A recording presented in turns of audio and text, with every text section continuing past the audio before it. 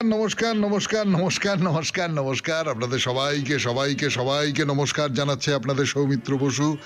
সবাইকে অজস্র শুভকামনা জানাচ্ছে। সবাইকে স্বাগত জানাচ্ছে আজকের এই শরণাগত অনুষ্ঠানে এবং সবাইকে শুভ সকাল জানাচ্ছে। শুভ হোক, শুভ হোক, সকলের শুভ হোক, সকলের ভালো হোক, সকলের মঙ্গল হোক, কল্যাণ হোক, ভালো হোক, ভালো হোক, ভালো হোক, ভালো হোক।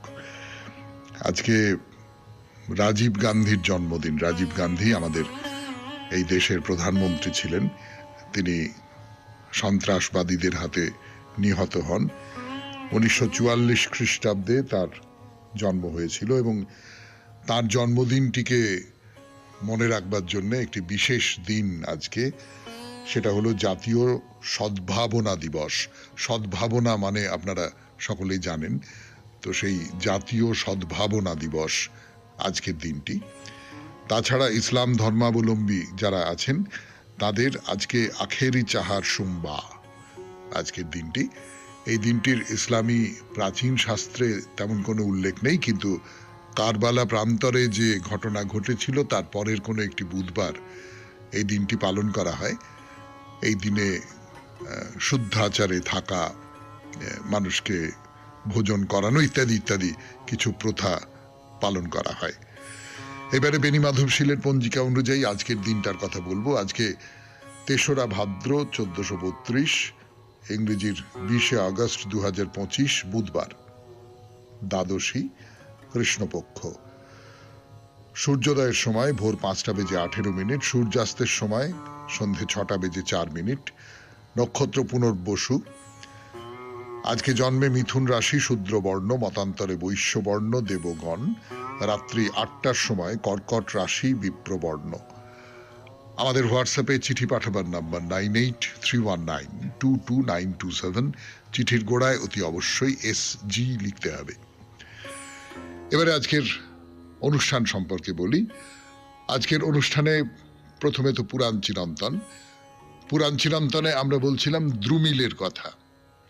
দ্রুমিল মহাভারতের একজন খুব বিখ্যাত রাজা, তার বাবা। তো সেই যে বিখ্যাত রাজা, তার জন্মের পেছনের কাহিনী বলছি আপনাদের।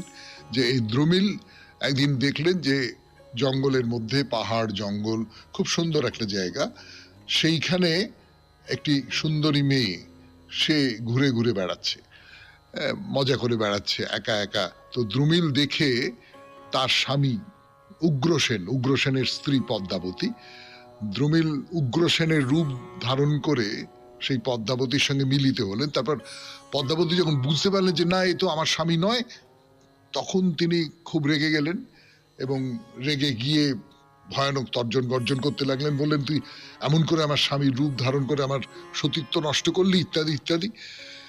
তখন দ্রুমিল কি বললেন সেইটা বলবো পুরাণ চিরন্তনে। তারপর চলে যাব স্বামী বিবেকানন্দের রচনা থেকে পাঠ এই পর্বে। রচনার নাম পুনর্জন্ম।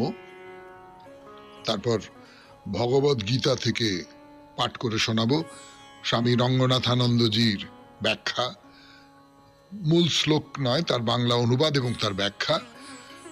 স্বামী গোকুলানন্দজির লেখা থেকে পড়ব মানসিক চাপ জয় করার উপায় কি হতে পারে তাই নিয়ে আপনাদের চিঠিপত্র, এবং শেষে বাইরে দূরে কোচবিহার, কোচবিহারের মন্দির দর্শন।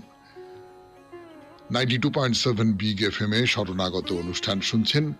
এখন পুরাণ চিরন্তন। তার আগে একটু মনে করিয়ে দিই যে আমাদের যে হোয়াটসঅ্যাপ নাম্বারটা দিলাম, সেই হোয়াটসঅ্যাপ নাম্বারে আপনার স্বাধীনতার দিন সকাল থেকে কি করা উচিত এই নিয়ে 250 শব্দের মধ্যে চিঠি পাঠানোর আজকেই কিন্তু শেষ দিন। আজকে সন্ধে 6টার মধ্যে আপনার চিঠি যেন আমাদের এই নাম্বারে চলে আসে। তাহলে এবারে পুরাণ চিরন্তন, ফিরে আসছি গানের পর। আমি আছি আপনাদের সঙ্গে, আপনাদের সৌমিত্র বসু। শুনছেন 92.7 বিগ FM এ জীবনের সহজ পাঠ শরণাগত। শরণাগত অনুষ্ঠানে এইবারে পুরাণ চিরন্তন 92.7 বিগ FM এ আমি আছি আপনাদের সঙ্গে, আপনাদের সৌমিত্র বসু। তা সেই উগ্রসেনের স্ত্রী, তিনি তো ক্ষিপ্ত হয়ে উঠেছেন, হয়ে দ্রুমিলকে বলছেন যে তুই আমার সতীত্ব নষ্ট করলি, আমার আত্মীয় স্বজন আমাকে কি বলবে।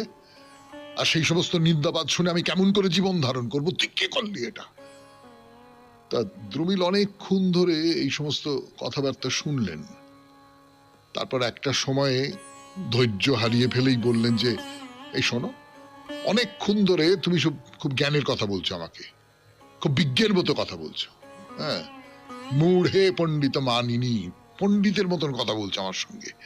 এই করেছিস তুই, ওই করেছিস তুই, তার ফলে আমার কি হবে, আমার সমাজে এই হবে, আমার সমাজে ওই হবে। আমি সৌভপতি দ্রুমিল, আমি কোনো সামান্য মানুষ নই। আর আমার মতন লোক যদি একটু আধটু ব্যভিচার করে, তাহলে তোমার মতন মানুষের এমন কিছু একটা দোষ হয়ে যায় না।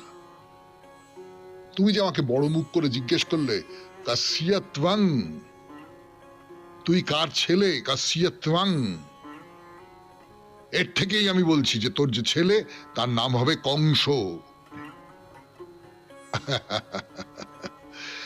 কংস তাহলে দ্রুমিলের ছেলে। উগ্রসেন তার সামাজিক পরিচয়ের দিক থেকে উগ্রসেন তার বাবা, কিন্তু সে আসলে দ্রুমিলের ছেলে। যে দ্রুমিলের পরিচয় ছিল সে হচ্ছে দানব।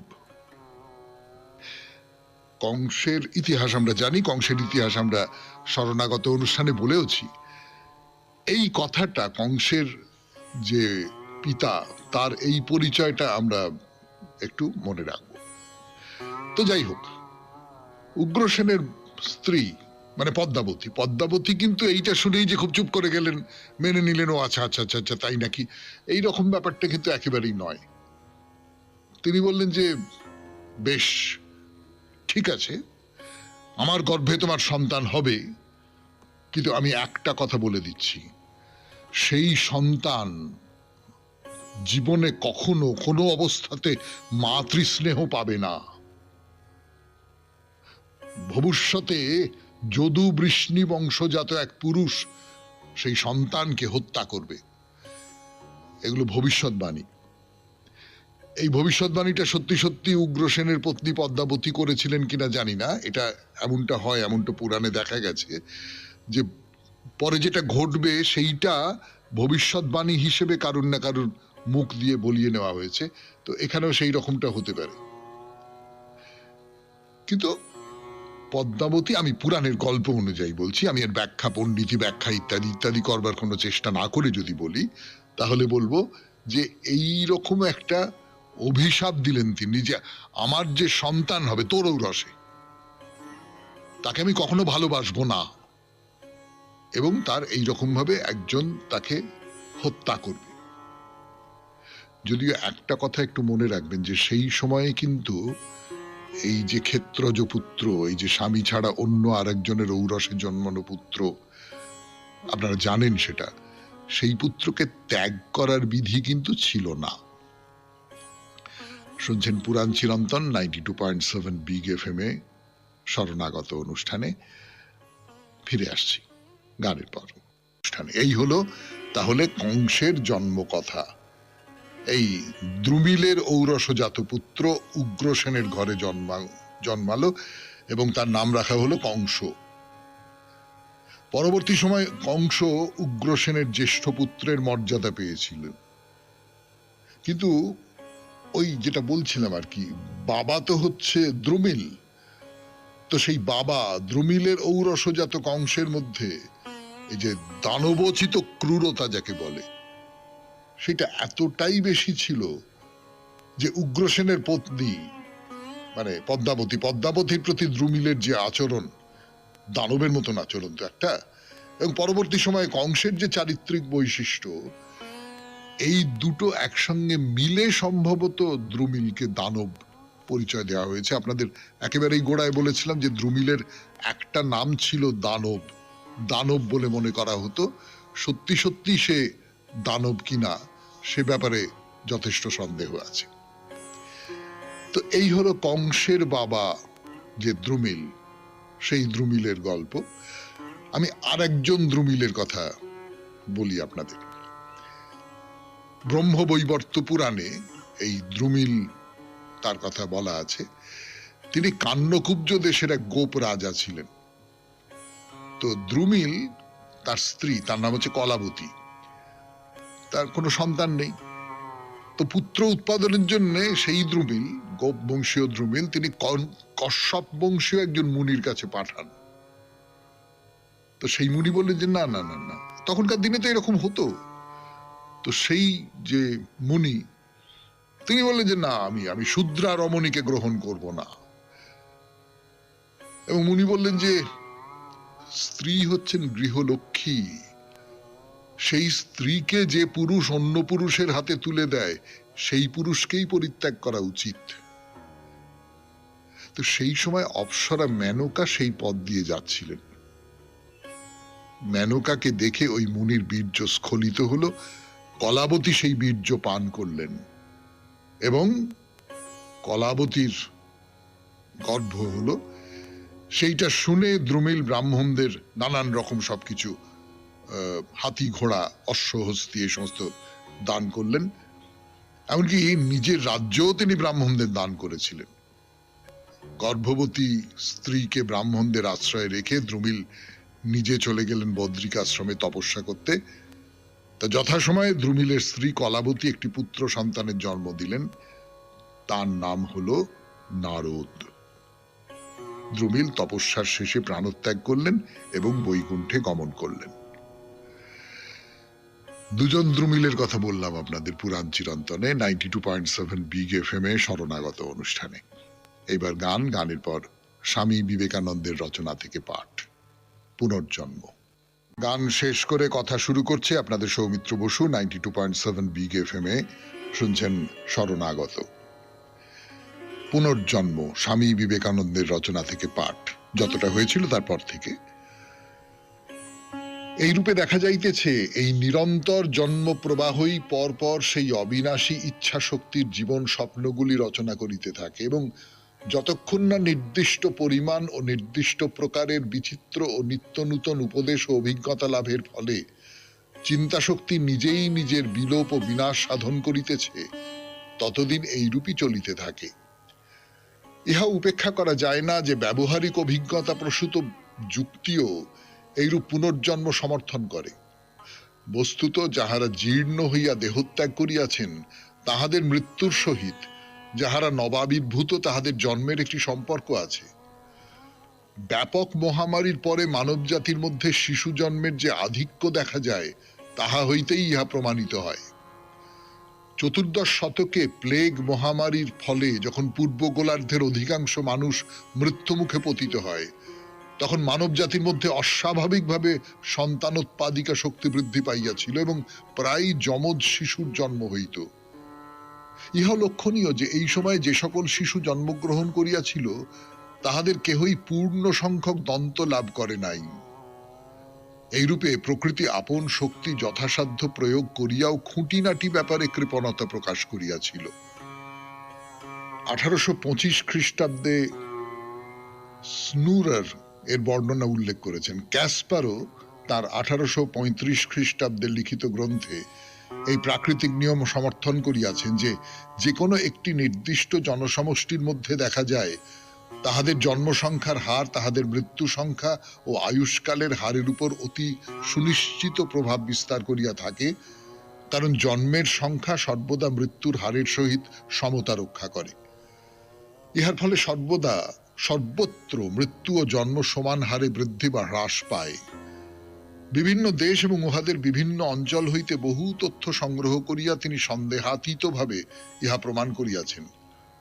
তথাপি ইহা অসম্ভব যে আমার অকাল মৃত্যুর সহিত এমন একটি বিবাহের ফলপ্রসূতার কোনো প্রত্যক্ষ বা কার্যকারণাত্মক সম্পর্ক থাকিবে যে বিবাহের সহিত আমার কোনো সম্পর্কই নাই। ইহাও অসম্ভব যে ওই বিবাহের সহিত আমার মৃত্যুর কোনো সম্বন্ধ থাকিতে পারে। এইরূপে এক্ষেত্রে অধ্যাত্ম তত্ত্বই অনস্বীকার্য রূপে এবং অত্যন্ত বিস্ময়কর ভাবে জাগতিক বিষয়ের ব্যাখ্যার প্রত্যক্ষ ভিত্তিরূপে প্রতীয়মান হয়। প্রত্যেক নবজাত ব্যক্তি সজীবতা ও প্রফুল্লতা লইয়া নবজীবনে আবির্ভূত হয় এবং ওইগুলি উপঢৌকনের মতো উপভোগ করে। কিন্তু জগতে বিনামূল্যে কিছুই পাওয়া যায় না, পাওয়া যাইতে পারে না। এই নবীন জীবনের জন্য অপর একটি নিঃশেষিত জীবনকে বার্ধক্য ও জরারূপ মূল্য দিতে হয়। কিন্তু তাহার মধ্যেই এমন এক অবিনশ্বর বীজ নিহিত থাকে, যাহা হইতে নূতন জীবনের উৎপত্তি হয়। উভয়ে একই সত্তা। শুনলেন স্বামী বিবেকানন্দের রচনা থেকে পাঠ, পুনর্জন্ম। এবারে গানের পর স্বামী রঙ্গনাথানন্দজির ব্যাখ্যায় ভগবদ্গীতা থেকে পাঠ করে শোনাচ্ছি আপনাদের স্বামী রঙ্গনাথানন্দজির ব্যাখ্যা এবং অনুবাদ 92.7 বিগ এফএম এ শরণাগত অনুষ্ঠানে। অর্জুন তিনি মানসিকভাবে বিপর্যস্ত হয়ে পড়েছেন। সেই অবস্থায় তিনি এই যে যুদ্ধক্ষেত্র থেকে সরে যেতে চাইছেন। তখন শ্রীকৃষ্ণ বলছেন যে পালিয়ে কোনো লাভ নেই, পালিয়ে সমস্যার থেকে নিজেকে সরিয়ে দেওয়া যায় না। বলছেন একটি শ্লোক, সেটি আমি পুরোটা বলছি না, তার ব্যাখ্যাটা বলি। কুতস্ত্বা, কুতঃ কোথা থেকে, ত্বা তোমার কাছে এলো, কাশমালম এত হীন ভাব। কাশমাল একটু সংস্কৃত কথা, যা মন্দ ভাবকে বোঝায়। বিষমে সমুপস্থিতম, এই সংকটময় পরিস্থিতিতে তুমি এইরকম যুক্তি তুলে ধরছো ও এই দৃষ্টিভঙ্গি গড়ে তুলেছ। দুই সৈন্য দলের মধ্যে যুদ্ধ আরম্ভ হয় এমন সময় তুমি বলছো না আমি যুদ্ধ করতে পারবো না, চললাম, আমি ঋষিকেশ যাচ্ছি।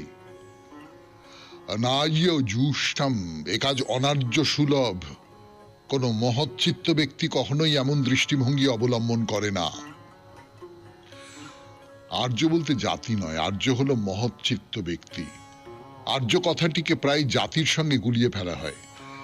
প্রথমে পশ্চিমী ঐতিহাসিকগণ এই আর্য জাতি তত্ত্ব উপস্থাপিত করে, তাই থেকে হিটলারের আর্য জাতির শ্রেষ্ঠত্ব মনোভাবটি গড়ে ওঠে। হিটলারের মৃত্যুর সঙ্গেই আর্য জাতি তত্ত্বেরও মৃত্যু হয়, কিন্তু সংস্কৃত ভাষায় আর্য কথাটি মহৎচিত্ত ব্যক্তিকেই বোঝায়। যে কোনো সংস্কৃত নাটকে দেখা যাবে কোনো ব্যক্তি নাটকের অন্য চরিত্রকে সম্বোধন করতে হলে বলবে প্রিয় আর্য, মহৎচিত্ত ব্যক্তি। বুদ্ধ তার উপদেশাবলীকে আর্য সত্যানি, মহৎ সত্য বলতেন, যেখানে আর্যের প্রতিশব্দই হলো মহৎ, মহৎ সত্য, আর্য সত্যানি চারটি। এই অর্থেই আর্য কথাটি বুদ্ধ ব্যবহার করেছেন, যেমন করা হয়েছে পূর্বতন বৈদিক সাহিত্যে। আর্য কথাটি তাই সংস্কৃত ভাষায় একটি অতি মহান শব্দ। আর্য হওয়া মানে মহৎ চেতা হওয়া, সামান্য হয়েও না, ছোট হয়েও না। তাই শ্রীকৃষ্ণ একে বলছেন অনার্য জুষ্টম, তুমি যে দৃষ্টিভঙ্গি নিয়েছ তা আর্যেরা নেয় না। যারা নিকৃষ্ট চিত্ত, যারা আর্য নয়, তারাই কেবল তোমার দৃষ্টিভঙ্গি নেয়। অস্বর্গম, এতে স্বর্গে বা মর্তে কোথাও তোমার গৌরব বৃদ্ধি হবে না। অকীর্তিকরম, এতে তোমার বদনামও হবে, অপযশ হবে। অর্জুন এক মহান যোদ্ধা ছিলেন, তিনি দৌর্বল্যের শিকার হবেন, জগতে তার সুনামে ভাঁটা পড়বে। অনার্য জুষ্টম, অস্বর্গ্যম, অকীর্তিকরম, এই তিনটি কথা অর্জুনের ওপর হঠাৎ মানসিক অভিঘাত প্রয়োগ মাধ্যমে চিকিৎসা পদ্ধতির মতো কাজ করল। মানসিক বিপর্যয়ের ক্ষেত্রে এমন চিকিৎসার ব্যবস্থা আছে, তাই শ্রীকৃষ্ণ এখানে সেই ব্যবস্থা নিলেন। অর্জুন এরকম আশা করেননি। তিনি ভেবেছিলেন শ্রীকৃষ্ণ তার পিঠ চাপড়ে বলবেন, বাহ বেশ করেছো, তুমি এমনই মহাত্মা, সকলের প্রতি তোমার এতই করুণা যে তুমি কাউকে বধ করতে চাও না, তুমি যোদ্ধা না হয়ে সন্ন্যাসী ফকির হতে চাও। এই সব কথা যা অর্জুন আশা করেছিলেন শ্রীকৃষ্ণের কাছ থেকে, তা তিনি পেলেন না। তিনি তাকে তিরস্কার করছেন, এই রকম মানসিক আঘাত দিয়ে চিকিৎসা করছেন। এই শ্লোকটি নেতিবাচক পথ দেখিয়েছে।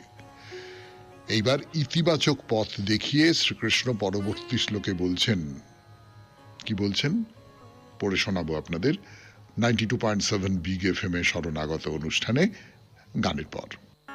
ফিরে এলাম গানের পর 92.7 বিগ এফএম এ শরণাগত অনুষ্ঠানে। অর্জুনকে আঘাত করছেন শ্রীকৃষ্ণ, মানসিক আঘাত, এবং তারপরে তিনি কি বলছেন আমি শ্লোকটি পড়ছি না, খুব বিখ্যাত শ্লোক, আপনারা সকলেই জানেন, আমি শুধু তার ব্যাখ্যার অংশটা পড়ছি। এটি একটি শক্তিদায়ী শ্লোক। ক্লাইব্যম এর অর্থ ভীরুতা, বলা যেতে পারে দুর্বলতা, সম্পূর্ণ শক্তিহীনতা, যাতে কোনো পৌরুষ নেই। মাস মা গামাহ পার্থ, হে অর্জুন, এই হীনমন্যতার ভীরুতার শিকার হইও না। কেন?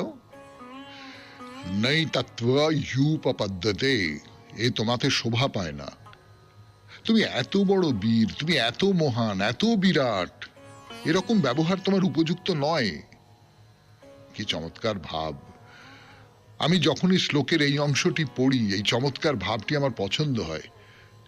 শিশুদের বলবার উপযুক্ত, এটি তোমায় মানায় না, তুমি এত ভালো, তুমি এত মহান, তুমি যেমন ব্যবহার করছো তা তোমায় মানায় না। এ থেকে মানুষের অন্তরের সর্বোত্তম ভাবটি প্রকাশ পাবে। তাই নৈতাত্ত্ব ইউপপদ্যতে, এটি তোমায় মানায় না, এই কথাটি শিশুদের ক্ষেত্রে প্রযোজ্য শিক্ষা নীতি রূপে তাদের অভিভাবক ও শিক্ষকদের কাছে গ্রহণীয় হতে পারে। সাধারণভাবে নরনারীর পরস্পরের কাজকর্মের ক্ষেত্রে এ ব্যবহার আপনার শোভা পায় না, কথাগুলি প্রযোজ্য। এর অর্থ হলো, যে নর বা নারী নিজ স্বভাব ভুলে গিয়ে নিজ মর্যাদার পক্ষে হানিকর কিছু কাজ করছে, তাকে তুমি শ্রদ্ধা করো। তাই এটি তার কাছে একটি ইতিবাচক অনুরোধ। এতে তোমার মধ্যে তথা শ্রোতার মধ্যে অন্তর্নিহিত উৎকৃষ্ট ভাবটি জাগিয়ে তোলার ক্ষমতা রয়েছে। শ্রীকৃষ্ণ অর্জুনকে বলছেন, এটি তোমার প্রকৃত রূপ নয়। কোনো মায়া তোমাকে আচ্ছন্ন করেছে। এই দুর্বলতা, এই অবসাদ, যাকে স্নায়বিক বিপর্যয় বলে, এ তো তোমার প্রকৃত রূপ নয়। যখন আমাদের স্নায়ু বিপর্যস্ত হয়, আমরা তখন কতই না দুর্বল হয়ে পড়ি, যেন একটি শিশু। যখন আমি করাচিতে ছিলাম, তখন এক উদারমনা ঘনিষ্ঠ বন্ধুর সঙ্গে আমার নিবিড় যোগাযোগ ছিল। তিনি এক ইঞ্জিনিয়ারিং কলেজের অধ্যক্ষ ছিলেন এবং ছাত্রবৃন্দ ও শিক্ষকগণ তাকে অত্যন্ত শ্রদ্ধা করত। একবার তার স্নায়বিক দৌর্বল্য বা অবসাদ দেখা গেল। তার অবস্থা শিশুর মতো হয়ে গেল। তার শক্তি, তেজ ও সাহস যেন একেবারে চলে গেল। কারোর সঙ্গে দেখা করতে পারেন না, তিনি কলেজে যান না, বাড়িতে থাকেন।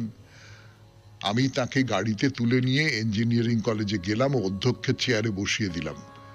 আপনি এমন মহাত্মা, এত উদার, এ কলেজ আপনি চালাবেন। আমি যেমনি চলে এসেছি, তিনিও কলেজ থেকে চলে এসে বাড়িতে বসে রইলেন। কারোর সঙ্গে তিনি দেখা করতে পারতেন না, কিন্তু 6 মাস পরে সবই পাল্টে গেল। তিনি সব শক্তি ফিরে পেলেন। এ যেন মেঘ এসে সাময়িকভাবে সূর্যকে ঢেকে দেওয়ার মতো। আবার আগের মতো অদ্ভুত কর্মযজ্ঞ তিনি চালাতে লাগলেন। তিনি ভারতে আরো 2টি ইঞ্জিনিয়ারিং কলেজ গড়ে তুলে তাদের উন্নতি সাধন করলেন। পরে অত্যন্ত শান্তিতে দেহত্যাগ করেন। শুনলেন ভগবদ গীতা থেকে পাঠ, 92.7 বিগ FM এ শরণাগত অনুষ্ঠানে। এবারে স্বামী গোকুলানন্দের রচনা থেকে পাঠ, মানসিক চাপ কিছু উদাহরণ। স্বামী গোকুলানন্দজি উদাহরণ দিচ্ছেন 92.7 বিগ FM এ শরণাগত অনুষ্ঠানে। শোনাচ্ছি সেই উদাহরণ। একবার একজন রোগী এক ডাক্তারের কাছে এসে জানালেন যে এমন এক গতিময় জীবনের যাত্রী তিনি যে মানসিক চাপ তার সর্বক্ষণের সঙ্গী। ডাক্তার তাকে এক শান্ত জীবন দর্শন গড়ে তুলতে পরামর্শ দিলেন। রোগী বললেন, কিন্তু কি করে আমি তা করব? আমি তো আমার প্রকৃতির পরিবর্তন করতে পারবো না। আমার সহজাত মানসিক চাপকে আমি এড়াবো কি করে? ডাক্তার তখন তাকে কিছু ব্যবহারিক পরামর্শ দিলেন, যেমন দেহকে ভারশূন্য করে শিথিল ভঙ্গিতে বসা, ঠিক যেমনটি প্রাচীনকালে ঋষিরা বলতেন শবাসন করতে, ঠিক যেন শবের মতো শুয়ে থাকা। এতে দেহ মাথা থেকে পা পর্যন্ত শিথিল হয়ে থাকে, পায় পূর্ণ বিশ্রাম। এরপর ডাক্তার তাকে মানসিক শিথিলতার অনুশীলন করতে বললেন। কল্পনা করতে হবে মন যেন ঝড়ের মধ্যে তরঙ্গক্ষুব্ধ এক হ্রদ, অশান্ত ঢেউয়ে ঢেউয়ে জলতল পূর্ণ। এইবার এই মনোহ্রদের চিন্তা তরঙ্গগুলিকে শান্ত করে তুলতে হবে, শান্ত করে তুলতে হবে অশান্ত জলতলকে। মন ধীরে ধীরে চাপ মুক্ত হয়ে উঠবে। ডাক্তার ওই রোগীকে আরো বললেন, মনের মণিকোঠা থেকে চয়ন করে আনুন অতীতের মধুর স্মৃতিগুলো। কল্পনা করুন কোনো সমুদ্র তটে কাটানোর সময়ের দৃশ্য, কিংবা দেবতাত্মা হিমালয়ের সৌন্দর্য, কন্যাকুমারীর পূর্বাচলে উদীয়মান সূর্য, বা চন্দ্র আলোকিত রাতে আলোর আবেশ ভরা নদী জলে নৌকা বিহার, এই সমস্ত সৌন্দর্যের মনোলোকে দৃশ্যায়ন বড় তৃপ্তিদায়ক। এরা মানসিক চাপকে সরিয়ে দিয়ে আনে শান্তি আর সুখ। আবার আপনার কোনো প্রিয় শব্দ যা মনকে শান্ত সৌম্য করে, যদি বারবার পুনরাবৃত্তি করেন, দেখবেন তাতেও মানসিক চাপ অনেকাংশে দূরীভূত হবে। গভীর প্রশান্তি আর স্থৈর্যকে আত্মস্থ করা একজন মানুষ কি করতে পারেন, এ প্রসঙ্গে একটা ঘটনার কথা বলি। এই একজন মানুষ বলতে আমি রামকৃষ্ণ সংঘের অন্যতম একজন সংঘ গুরু এবং স্বামী বিবেকানন্দের সাক্ষাৎ শিষ্য স্বামী বিরজানন্দজির কথা বলছি। অনেক ভক্তের মধ্যে একবার একজন যুবক মহারাজকে দর্শন করতে এসেছিল। সকলের সামনে সেই যুবক হঠাৎ অদ্ভুত স্পর্ধার সঙ্গে বলে উঠল, আমি প্রেসিডেন্ট মহারাজকে দর্শন করতে এসেছি। হাতঘড়ি এবং অন্যান্য দ্রব্যে ভূষিত আরামকে দ্বারায় হেলান দেওয়া একজন মানুষকে দেখতে নয়। এই বিশ্রী ধৃষ্টতা দেখে আমরা তো রেগে অস্থির। বিরজানন্দজি কিন্তু একটুও রাগ করলেন না। সুন্দর হেসে শান্তভাবে মহারাজ বললেন, কি করব বলো, ঠাকুর যে এভাবেই রেখেছেন। এই কথা শুনে যুবকটি ভীষণ লজ্জিত হলো। বিরজানন্দজির পায়ের কাছে সাষ্টাঙ্গে প্রণিপাত করে সে সানুনয়ে তার কাছে ক্ষমা প্রার্থনা করতে লাগলো। বিরজানন্দজি যদি অন্যভাবে প্রতিক্রিয়া ব্যক্ত করতেন, পুরো দৃশ্যটাই একদম অন্যরকম হতো। কিন্তু তার শান্ত সংযত মনোভাব সব দিক রক্ষা করল সেদিন। অতএব আমাদের এমন ভাষা ব্যবহার করতে শেখা উচিত যা প্রশান্তি ও সুধা বর্ষণ করে। মানসিক চাপ জয় করার আরেকটি পদ্ধতি হলো সেই দিনগুলোর কথা চিন্তা করা যে দিনগুলোতে ঈশ্বর আমাদের সাহায্য করতে এসেছিলেন। আমাদের প্রত্যেকেরই তো জীবনে কোনো না কোনো সময় বিপর্যয় আসে। ঈশ্বরে যখন আমাদের সামান্য বিশ্বাসও থাকে, তখন আমরা সহজেই দেখতে পাই ঈশ্বর কেমন আমাদের বিপর্যয় থেকে উদ্ধার করতে এগিয়ে আসছেন। এই সমস্ত ঘটনাগুলোর কথা স্মরণ করলে আমরা মনে এক শক্তি পাই যা আমাদের সন্দেহ সংশয় থেকে উত্তীর্ণ হতে সাহায্য করে। আমাদের উচিত তখন ঈশ্বরের প্রতি কৃতজ্ঞ বোধ করা, কারণ তার কৃপাতেই তো পেরিয়ে এসেছে দুর্ভোগ যন্ত্রণার কাল। যদি আবার বিপদ আসে, সর্বদ্রষ্টা তিনি, তার শক্তিই আমাদের রক্ষা করবে। এই ধরনের ভাবনা ও দৃষ্টিভঙ্গি আমাদের আশাকে জাগরুক রাখেন, যাতে আমরা হতাশার পায়ে আত্মসমর্পণ না করি। মানসিক চাপকে যথেষ্ট পরিমাণে জয় করতে এই কৌশলগুলো অব্যর্থ। শুনলেন স্বামী গোকুলানন্দজির রচনা থেকে পাঠ। 92.7 বিগ এফএম এ শরণাগত অনুষ্ঠান শুনছেন। 92.7 বিগ এফএম এ শরণাগত অনুষ্ঠানে এখন যে চিঠিটি পড়ব সেটি লিখেছেন মধুরিমা রায়। পড়া যাক সেই চিঠি। শ্রদ্ধেয় সৌমিত্র দাদা, আজকের চিঠির বিষয় রামায়ণের প্রিয়তম চরিত্র। একনিষ্ঠ রাম ভক্তির জন্য হনুমান চরিত্রটি আমার অত্যন্ত প্রিয়। দীর্ঘ 14 বছর বনবাস পর্ব শেষ করে যুদ্ধ জয় করে রামচন্দ্র ফিরলেন অযোধ্যায়। মহা ধুমধাম করে তার রাজ্যাভিষেকের পর তিনি সীতা সহ সিংহাসনে বসলেন। তাকে ব্রহ্মা ইন্দ্র প্রভৃতি দেবতারা অলক্ষ্যে থেকে নানা অলঙ্কারে সাজালেন, আর রামচন্দ্র তার 36 কোটি সেনাকে সুখী করলেন প্রচুর দান ধ্যান করে। দূরে দাঁড়িয়ে হনুমান সব দেখলেন, তার ভারী অভিমান হলো। ভাবলেন, প্রভু সবাইকে তুষ্ট করলেন, কই আমাকে তো কিছু দিলেন না। তার ওই মলিন মুখ সীতার দৃষ্টি এড়ালো না। সীতা তার গলার হার বের করে স্বামীকে দেখালেন। তিনি বললেন, তোমার হার যাকে তোমার ইচ্ছা থাকে দাও। সীতা সস্নেহে হনুমানকে কাছে ডেকে হারটি গলায় পরিয়ে দিলেন। সীতাকে প্রণাম করে হনুমান হাসতে হাসতে দাঁত দিয়ে হারটিকে ছিন্ন ভিন্ন করে ফেললেন। এই দেখে লক্ষণ রহস্য করে রামকে বললেন, ও বনের পশু বানর, ওকে এই মূল্যবান হার দিলেন কেন? এই হারের মর্ম কি বুঝবে? রাম বললেন, তুমি ওকেই জিজ্ঞেস করো। উত্তরে হনুমান লক্ষণকে বললেন, হার যতই মূল্যবান হোক, বিচার করে দেখলাম যেখানে রাম নাম লেখা নেই তা পরিত্যাগ করাই ভালো। লক্ষণ বললেন, তোমার দেহে তো রাম নাম লেখা নেই, তবে এই দেহ ত্যাগ করো। হনুমান তখন নিজের বুক চিরে দেখালেন, অস্থিময় শুধু রাম নাম লেখা। লক্ষণ সর্বসমক্ষে স্বীকার করলেন, হনুমানের তুল্য রাম ভক্ত আর দ্বিতীয় নেই। কথামৃতে শ্রী রামকৃষ্ণদেব ভক্তি প্রসঙ্গে বহুবার হনুমানের কথা উল্লেখ করেছেন। বলেছেন, হনুমানেরও কখনো সোহম, কখনো দাস আমি, কখনো আমি তোমার অংশই ভাব আসত।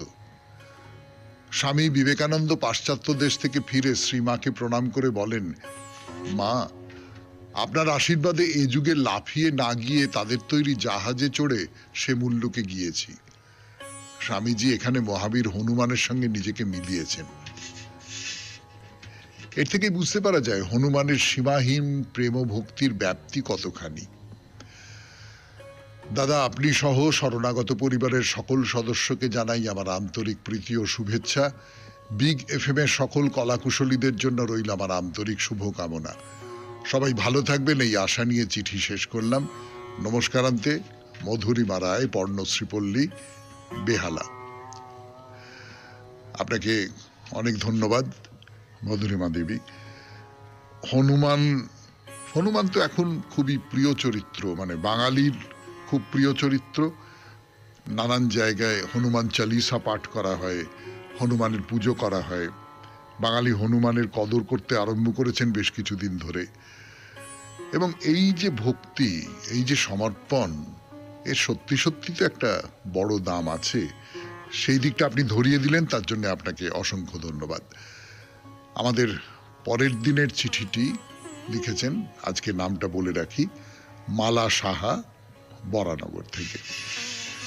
এইবারে 92.7 বিগ এফএম এ শরণাগত অনুষ্ঠানে একটু গান শুনবো। গানের পর বাইরে দূরে। আমরা এখন আছি কোচবিহারে। কোচবিহারে মদনমোহন মন্দির দেখা হলো। মদনমোহন মন্দিরকে ঘিরে যে রাস উৎসব হয় সেটা দেখা হলো। তো দেখুন, আমাদের বাংলায় তো মুখ্যত তিনটে সাধনার ধারা এগিয়ে চলেছে। একটা হচ্ছে বৈষ্ণব, একটা হচ্ছে শাক্ত, আর শৈব। তো বৈষ্ণব ধর্ম বিষ্ণুকে নিয়ে যে ধর্ম, সেই ধর্মের ধারা। শৈব হচ্ছে শিবকে নিয়ে যে ধর্মের ধারা। আর শাক্ত হচ্ছে শক্তি, দেবী, তাদের নিয়ে যে ধর্মের ধারা। এই তিনটে মুখ্য ধারা আছে। এই তিনটে মুখ্য ধারা কোথাও কোথাও মিলে যায়, কোথাও কোথাও যে এদের মধ্যে বিরোধ তৈরি হয়নি এমনটাও বলা যাবে না। তো যাই হোক, বিরোধের কথা থাক।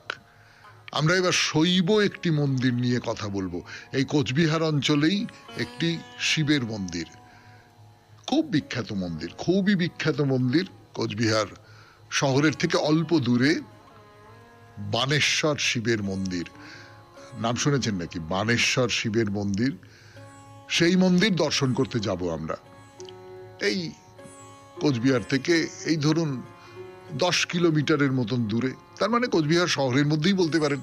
10 কিলোমিটার আজকের দিনে আর কি, কতক্ষণ লাগে যেতে? এটা হচ্ছে ওই, আপনি কোচবিহার থেকে আলিপুরদুয়ারে যাবেন তো, কোনো কোনো ট্রেন ধরুন কোচবিহারে থেমে তারপর আলিপুরদুয়ার পর্যন্ত গিয়ে শেষ হয়। তো সেই আলিপুরদুয়ার বামনহাট শাখা লাইনের বানেশ্বর বলে একটা স্টেশন আছে। বানেশ্বর স্টেশনটা বলা বাহুল্য, বানেশ্বরের নামেই, শিবের নামেই। সেই রেলওয়ে স্টেশনের কাছেই। এবং এটা ওই বারাউনি গুয়াহাটি লাইনের, ধরুন নিউ জলপাইগুড়ি থেকে নিউ বঙ্গাইগাঁও যাচ্ছেন আপনি, আসামের দিকে চলে যাচ্ছেন, তো সেখানে ওই নিউ বানেশ্বর রেলওয়ে স্টেশন পড়বে। সেখান থেকে ওই 1.5 কিলোমিটারের মতন রাস্তা। তো সেই বানেশ্বর শিবের মন্দির এবার দর্শন করব আমাদের। এই যে বানেশ্বর শিবের মন্দিরের কথা বলবো, এই মন্দিরের পেছনে একটা গল্প আছে, পুরাণের গল্প। সেই গল্পটা প্রথমে বলি। আপনারা জানেন যে গল্প বলতে আমার খুব ভালো লাগে, গল্প শুনতেও আশা করি আপনাদের ভালো লাগে। অন্তত বিগ এফএম এর কর্তা ব্যক্তিরা আমাকে এই কথা বলেন যে তোমার মুখে মানুষ গল্প শুনতে খুব পছন্দ করেন। আমার সৌভাগ্য। তো সেই রকম একটা গল্প বলি, পুরাণের গল্প। এটা খানিকটা বিশ্বাস বলতে পারেন, কিংবদন্তি, বিশ্বাস, এইরকম করে। সে গল্পটা হচ্ছে যে বানাসুর বলে একজন রাজা ছিলেন। অসুর, বুঝতেই পারছেন, বানাসুর। তিনি শিবের খুব ভক্ত। তো ভক্তরা যেরকম হয়, তার মনে হয় যে শিব স্বর্গে থাকবেন, কৈলাসে থাকবেন, বহু দূরে থাকবেন, আমি এখান থেকে তার পুজো করব। এইটা কিরকম? আমি তাকে আমার সামনে এনে দাঁড় করাতে চাই, আমি তাকে এই মাটির পৃথিবীতে নিয়ে আসতে চাই। এই নিয়ে বানাসুরের খুব চেষ্টা এবং তপস্যা। তারপর কি হলো বলবার জন্য আপনাদের সৌমিত্র বসু ফিরে আসছে গানের পর 92.7 বিগ FM এ শরণাগত অনুষ্ঠানে। গানের পর ফিরে এলো আপনাদের সৌমিত্র বসু 92.7 বিগ FM এ শরণাগত অনুষ্ঠানে। বানেশ্বর তো তপস্যা করছেন যে শিবকে তিনি মর্তে নিয়ে আসবেন, তার কাছে নিয়ে আসবেন। ভালোবাসার জনকে যেমন করে আমরা কাছে পেতে চাই সেই রকম ব্যাপার। তা শিব বলুন মহাদেব, তার একটা ব্যাপার ছিল, সে আপনারা পুরাণ চিরন্তনেও শুনেছেন এবং এমনিও নানান গল্প কাহিনীতে শুনেছেন। ভক্তরা একটু স্তব স্তুতি করলে তিনি আর তাদের এড়াতে পারতেন না, তারা যা বলতো তাই শুনে ফেলতেন।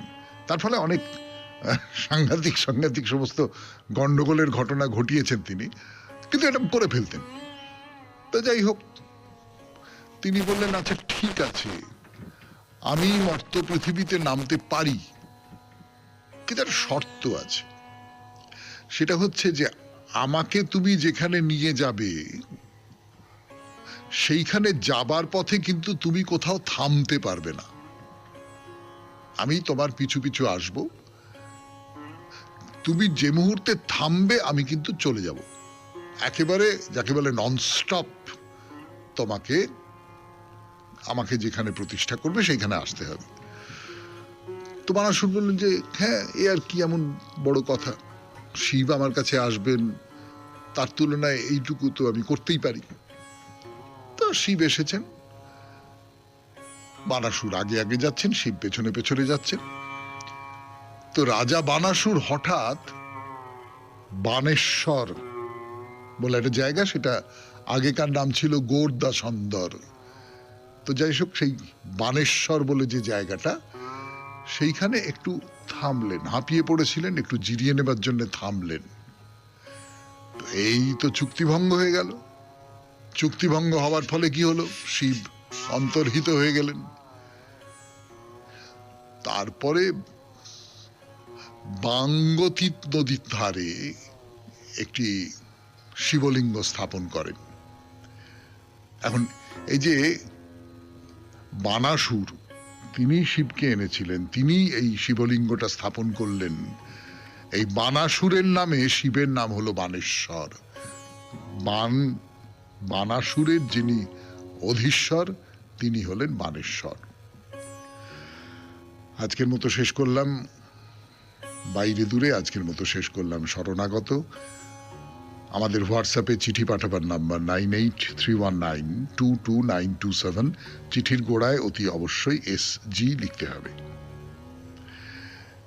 এবার তাহলে রবীন্দ্রনাথের কবিতা তাই দিয়ে শেষ হবে আজকে শরণাগত। কবিতার নাম দিন শেষে। দিন শেষ হয়ে এলো, আধারিল ধরণী, আর বে কাজ নাই তরণী। হ্যাঁ গো, কাদের দেশে বিদেশি নামিনু এসে, তাহারে সুধানু হেসে যেমনি, অমনি কথা না বলি, ভরা ঘট ছলছলি, নতমুখী গেল চলি তরুণী, এ ঘাটে বাঁধিব মোর তরণী। নামিছে নীরব ছায়া ঘন বন শয়নে, এদেশ লেগেছে ভালো নয়নে। স্থির জলে নাহি সাড়া, পাতাগুলি গতিহারা, পাখি যত ঘুমে সারা কাননে।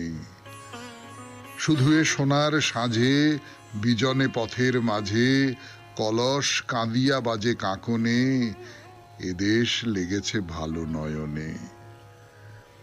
ঝলিছে মেঘের আলো কনকের ত্রিশূলে, দেউটি জ্বলিছে দূরে দেউলে।